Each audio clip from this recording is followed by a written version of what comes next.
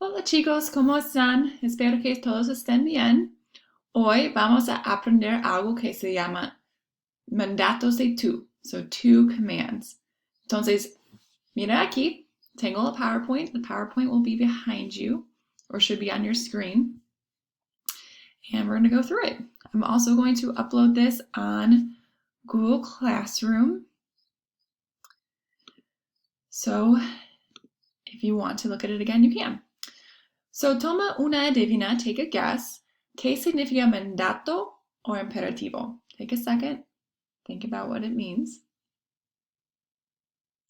And it means command. So if you look at the word mandato, mandar is either to send, but it also can mean to command someone to do something. So today we're going to learn about two positive commands. So the sun's in my eye. If you'd like to follow along on your book, here it is. It's called Familiar Commands. It's on page 378 y 379. So, ¿qué significa esos dichos? Estudia, escucha, mira. You guys have heard these over and over again. So, estudia, study, escucha, listen, mira, watch or look here. Mira aquí, see? So these are called informal commands or mandatos, informales, afirmativos, positive commands. So these are used with the to form, which is important. It's not usted, it's to. So we have the difference here between formales y informales. So informales is what we're working with, which is why the asterisks are next to this. So if you look at formales first, it says se usa para mostrar respeto. Abuelitos, padres, adultos, los viejos, y la gente que no conoces, people you don't know. Those are formal. We're not working with those yet. We're going to start with informales. So se usa con personas conocidas, known people. Amigos, hermanos, primos, estudiantes, y la gente que conoces.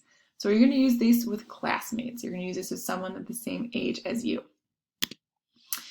So, para formar los mandatos informales, how are we going to form these? It says here, pon en la tercera persona del presente. That's it. There's one step. Put it in the third person present tense. So if you know your present tense, you know these commands form. But ojo, los cambios aplica. So for example, a lot of times my kids will say, can I just drop the R? No, because you have your stem changer. So if you look here, abrir, abre is the L-A usted form, but it's also the command form. So abre tu libro, open your book. Cierra la puerta, close the door. Escúchame, listen to me. Y saca la tarea, take out your homework.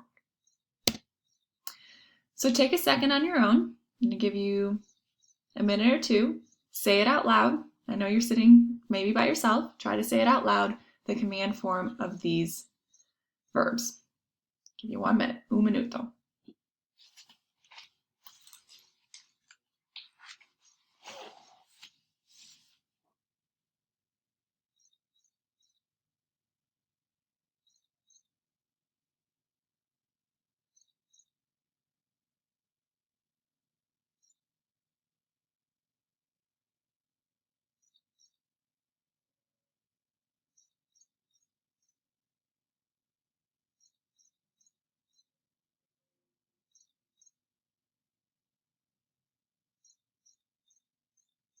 Okay.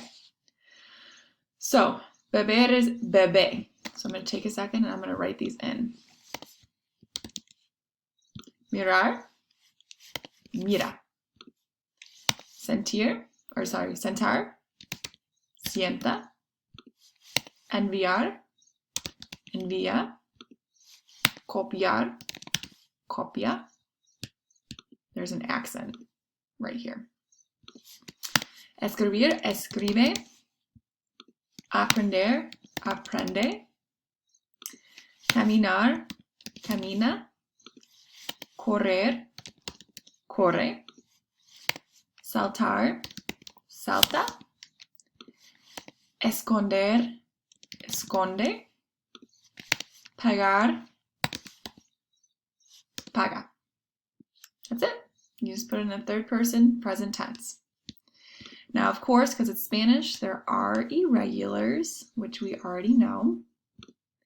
Oops, sorry. Yep, here we go. So, it's on your book. It's in página 378. And these are all your regulars in the positive to commands. So decir goes the di, hacer, has, serse, venir, ven, tener, ten, poner, pon, salir, sal, y ir, ve. Now, how are we going to remember these? I have a little silly sentence on the bottom of your screen. She has 17 ponies in her salon.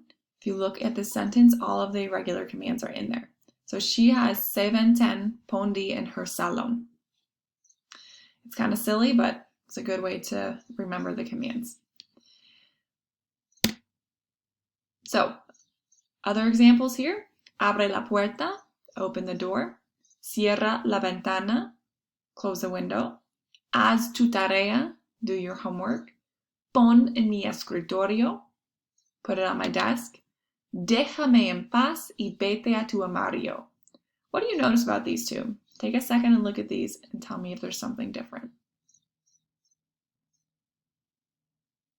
Okay, you may have noticed that these have pronouns on them. So déjame en paz. Vete a tu armario. You can add a pronoun at the end of a command. So it says leave me alone. You go to your locker. So a lot of times this has to do with those reflexive verbs that we talked about. You can put it at the end. But if you put a pronoun at the end of a command, you have to put an accent. So all pronouns must be added to the end on affirmative commands. Again, when we say affirmative, that means it's positive. It means I'm telling you to do something. I'm not telling you not to do something. So I'm saying, go to your locker, leave me alone, speak to me. I'm not saying don't speak, don't go, right? So, for example, háblame, talk to me. I added to the me, so I have to add that accent. I call it the triple A rule. So if you add a pronoun at the end, you go three vowels back. Uno, dos, tres. That's where your accent is. Dámelo, give it to me. Uno, dos, tres. Levántate, get up. Uno, dos, tres. It's right there. Dímelo, tell me it. Uno, dos, tres. So guys, when we get into negative to commands next week, it's a little bit different, but remember, if it's a positive command, the pronoun goes at the end. Okay, so what I want you to do now, which was said on the instructions, take a second on the comments under this video and tell your classmates to do something. Add them, add a classmate, maybe your partner in class. So for example, I could say, Hunter, come helado, eat ice cream. Okay, so I want you to command a classmate, give them a command. It could be jump, it could be run, and then you need to comment on two people. Comment on two other commands. Okay, gracias por escuchar, chicos. Adiós.